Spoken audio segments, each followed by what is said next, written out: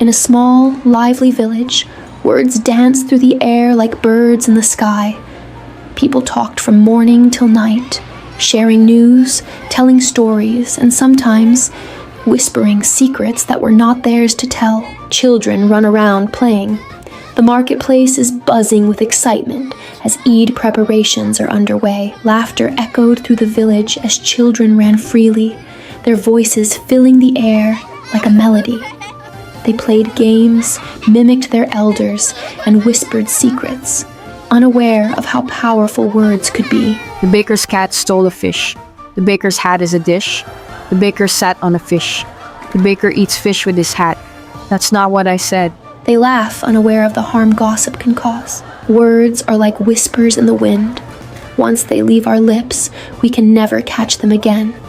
But as the whisper traveled, it transformed, and by the time it reached the last child, it was something entirely new. The baker's cat stole a fish. The baker's hat smells like fish. The baker sat on a dish. The baker eats fish with his hat. That's not what I said. Meanwhile, two women whispering near a well. Did you hear? Hassan's shop is struggling. I saw him borrow money again. And Miriam's daughter. She spends too much time with that traveler. What will people say? Words spread quickly from one person to another. The air fills with murmurs, growing louder. The villagers didn't realize their words had power to build, but also power to break. Hassan looking worried as people avoid his shop. Miriam's daughter looks sad as she overhears whispers. Rumors quickly spread from one villager to another, illustrating how gossip flows through the village like wildfire. As Fatima and Omar exchange whispers, the villagers spoke without thinking, their words rolling from one mouth to another like ripples in a pond. Some laughed, some whispered, some simply listened. What's that cloud? It wasn't here at dawn. It's so dark, like a storm, but there's no rain. This can't be good. Can't you hear the silence? A dark cloud gathers over the village. A strong wind blows. Suddenly, one by one, people try to speak, but no sound comes out. Layla, stay close. I'm scared. Mariam opens her mouth to call her daughter, but not a sound escapes her lips. Her worried expression deepens as she looks around, realizing that the silence has taken over the village. Chaos spreads. People gesture wildly, trying to communicate, but no one understands. A young boy tries to cry out for his mother, but no sound comes. The village falls into silent confusion. The village had lost its voice. No words, no whispers, no laughter, only silence. A young, mute girl, Aisha, watches calmly.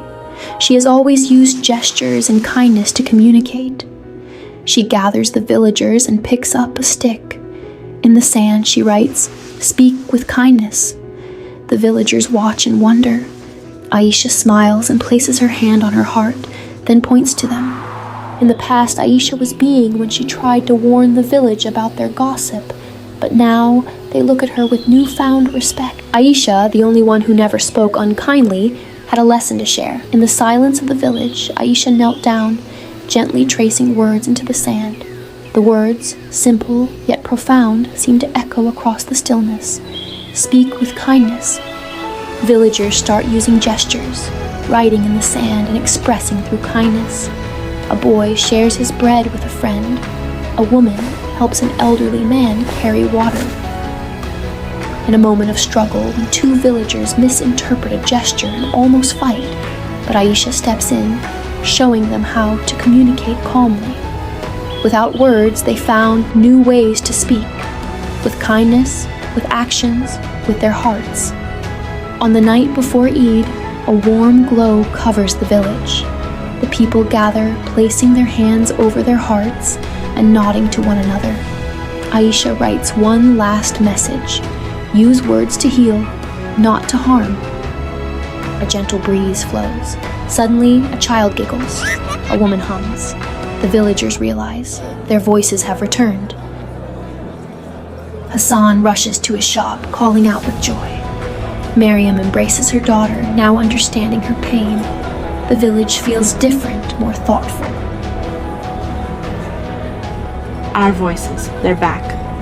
But we must never use them carelessly again. The village celebrates Eid with joy, greeting each other warmly.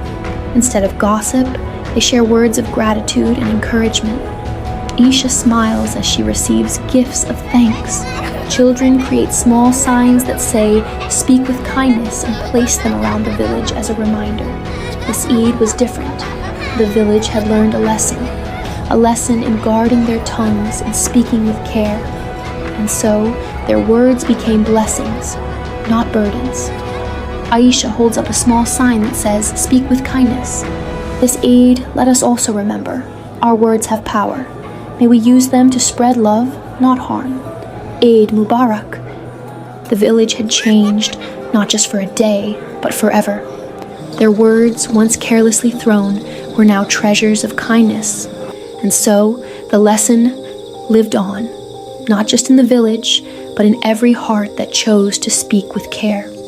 Aisha stood still, her eyes gazing up at the sky, the golden morning light wrapping around her like a gentle embrace.